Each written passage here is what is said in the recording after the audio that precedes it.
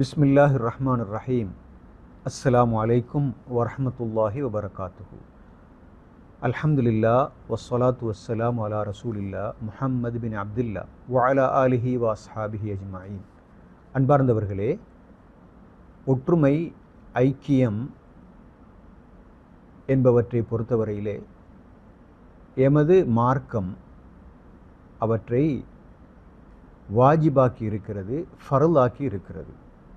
பிரிவினை என்பது, பிளவு என்பது ஹராம் என்ற கருத்தை நாம் குர்ஆனை, ஹதீஸை பார்க்கின்ற பொழுது தெளிவாக விளங்கிக் கொள்கிறோம். எப்போது பிரிவினை, பிளவு, சண்டை, சச்சரவு, யுத்தம் இருக்கிறதோ அந்த சமூகம் பலவீனப்படும். அந்த சமூகத்துக்கு மத்தியிலே போட்டி, பொறாமை, வஞ்சகம், சூதுவாது, புறம் பேசுவது, கோள் சொல்வது போன்ற பயங்கரமான நோய்கள் இருக்கும். சில நேரம் அந்த நோய்களுடைய வெளிப்பாடாகத்தான் இந்த பிளவு அமைந்திருக்கும். எனவே இஸ்லாம் இதனை கடுமையாக தடுக்கிறது. நீங்கள் இஸ்லாத்தினுடைய போதனைகள் எல்லாவற்றையும் எடுத்து பார்த்தால் முஸ்லிம் சமூகத்தினுடைய ஐக்கியத்தை அவை இலக்காக கொண்டிருக்கின்றன என்பதை தெளிவாக நாங்கள் புரிந்து கொள்ளலாம்.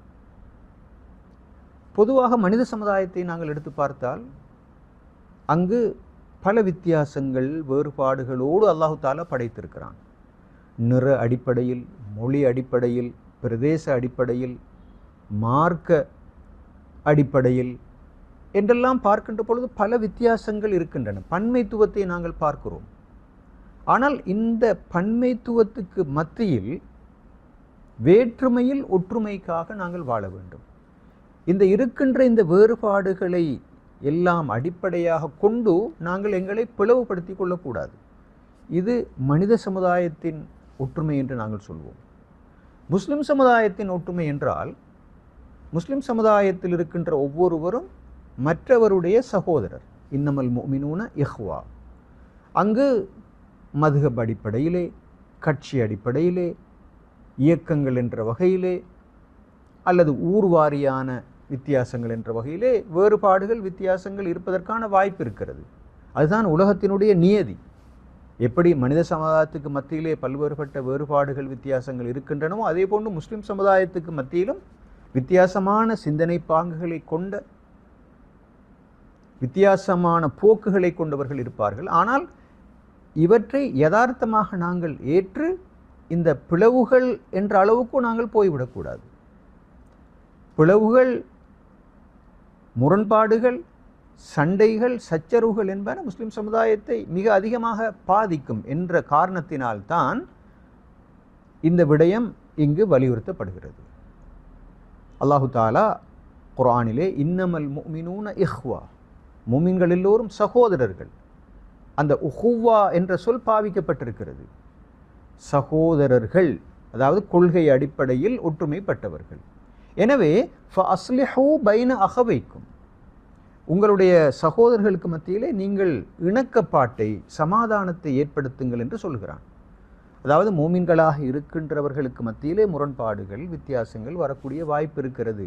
அப்படியான சந்தர்ப்பத்திலே நீங்கள் பார்வையாளர்களாக இருக்காமல் நீங்கள் தலையீடு செய்து அந்த இருவருக்கு மத்தியிலே ஒற்றுமையை, உடன்பாட்டை ஏற்படுத்துவதற்கு நீங்கள் முயற்சிக்க வேண்டும். வத்தகுல்லாஹ லஅல்லக்கும் துர்ஹமூன், நீங்கள் அல்லாஹு தாலாவை பயந்து கொள்ளுங்கள், நீங்கள் அருள் பாலிக்கப்படலாம் என்ற நோக்கத்தோடு. அப்போ அல்லாஹ்வை பயந்த சமூகம், அல்லாஹ்வுடைய அருளை எதிர்பார்க்கின்ற சமூகம் ஒரு நாளும் பார்வையாளர்களாக இருக்க மாட்டாது, பிளவுபட மாட்டாது. முதலாவது அப்படித்தான் பிளவுகள், பிரச்சனைகள், வித்தியாசங்கள் ஏற்பட்டாலும் அதனை முஸ்லிம் சமூகத்தில் உள்ளவர்கள் பார்த்து கொண்டிருக்க மாட்டார்கள். எனவே ஒரு சமூகத்துக்கு அல்லாஹ்வுடைய அருள் தேவை என்றால் அந்த சமூகம் ஒற்றுமையாக இருக்க வேண்டும் என்ற கருத்து தான் அங்கு தெளிவாக புலப்படுவதை நாங்கள் பார்க்கிறோம். இது மாத்திரமல்ல, அல்லாஹு தாலா சொல்கிறான், வலா தகூனு கல்லதீன தஃபர்ரகு வக்தலஃபு மின் பஅதி மா ஜாஅத்துஹுமுல் பையினாத். அதாவது யாரெல்லாம் தங்களுக்கு மத்தியில் பிளவுபட்டு கொண்டு பிரிவினைகளை வளர்த்து கொண்டிருக்கிறார்களோ அவர்களை போன்று நீங்கள் இருக்க வேண்டாம். அவர்களை போன்று நீங்கள் இருக்க வேண்டாம். அவர்களுக்கு நியாயம், சத்தியம், தெளிவு என்பன வந்ததுக்கு பின்னால் தான் அவ்வாறு பிளவுபட்டு போயிருக்கிறார்கள். அவர்களை போன்று நீங்கள் இருக்க வேண்டாம். வ உலாயிக லஹும் அதாபுன் அதீம், அவர்களுக்கு மகத்தான பெரிய வேதனை இருக்கிறது.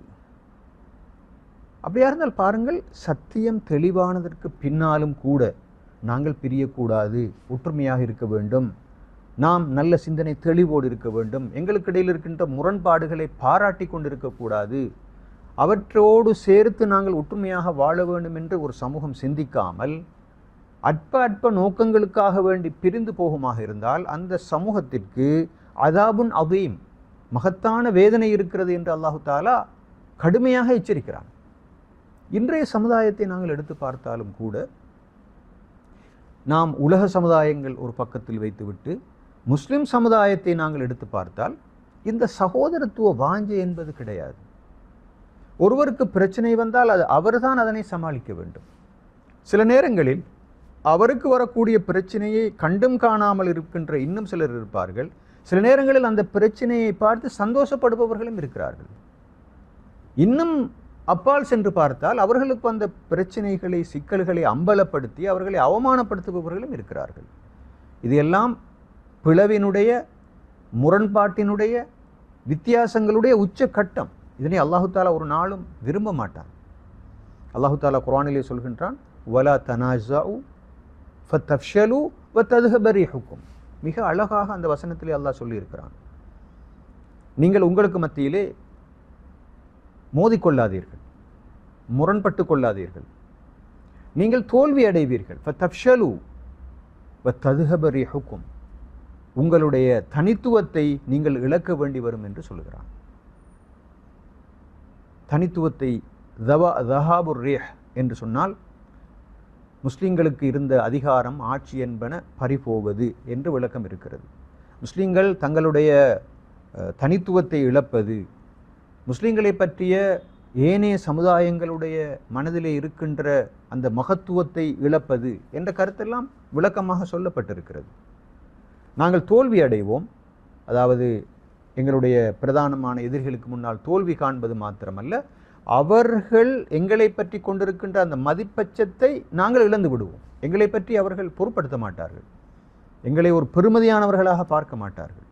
அல்லாஹு தாலா சொல்லுகிறான், வலா தனாஸஉ, நீங்கள் பிளவுபட வேண்டாம், நீங்கள் சர்ச்சைப்பட்டு கொள்ள வேண்டாம், மோதிக்கொள்ள வேண்டாம்.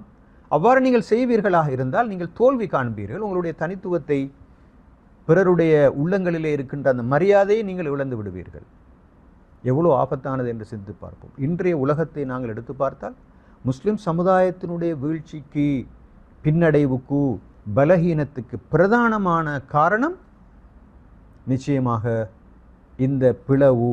நாடுகளாக பிரிந்திருக்கிறோம், இயக்கங்களாக பிரிந்திருக்கிறோம், சங்கங்களாக பிரிந்திருக்கிறோம். ஒருவர் செய்கின்ற பணியை இன்னொருவர் மெச்சுவதாக இல்லை, ஒருவருடைய போக்கை இன்னொருவர் எதிர்க்கின்ற நிலை. இப்படியான ஒரு பயங்கரமான சூழல் ஒன்று அங்கு காணப்படுகிறது. எனவேதான் இந்த குர்ஆன் வசனத்தை நாங்கள் ஞாபகத்திலே கொள்ள வேண்டும். எந்த அளவுக்கு என்றால், ஒவ்வொரு திங்கட்கிழமையும் வியாழக்கிழமையும் அடியார்களுடைய நல்லமல்கள் எடுத்து காண்பிக்கப்படுகின்றன அல்லாஹ்விடத்திலே.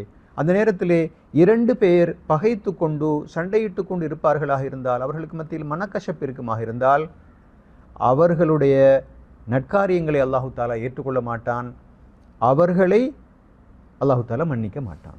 அந்த அளவு தூரம் 3 நாட்களுக்கு பேசாமல் கதைக்காமல் இருக்கலாம். ஆனால் அதனை விடவும் அதிகமாக பேசாமல் கதைக்காமல் இருப்பது என்பது அனுமதிக்கத்தக்கதல்ல என்பது ஹதீஸிலே தெளிவாக சொல்லப்பட்டிருக்கிறது. ரசூல் ஸல்லல்லாஹு அலைஹி வஸல்லம் அவர்களும் கூட மார்க்கத்தை சிரைத்து விடும் பிளவு என்ற கருத்தை சொல்லியிருக்கிறார்கள். எனவே நாங்கள் ஒற்றுமையாக, ஐக்கியமாக, முரண்பாடுகளை மறந்து எங்களை அல்லாஹு தாலா பார்த்து கொண்டிருக்கிறான் என்ற உணர்வோடு நாங்கள் அன்பு கலந்த வாழ்க்கையை வாழுவதற்கு முயற்சிக்க வேண்டும்.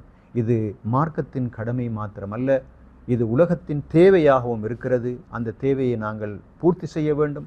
வஅதஸிமு பிஹப்லில்லாஹி ஜமீஅன் வலா தஃபர்ரகு, நீங்கள் அனைவரும் அல்லாஹு தாலாவுடைய அந்த கயிற்றை பற்றி பிடித்துக் கொள்ளுங்கள், நீங்கள் பிரிந்து விடாதீர்கள் என்று சொல்லியிருக்கிறான். அந்த வகையில் ஒற்றுமையாக இருப்போம். அல்லாஹு தாலாவுடைய அருளை அடைந்து கொள்வதற்கு வ ஆஹிரு தஅவானா அனில் ஹம்துலில்லாஹி ரப்பில் ஆலமீன். வஸ்ஸலாமு அலைக்கும் வரஹ்மத்துல்லாஹி வபரகாத்துஹு.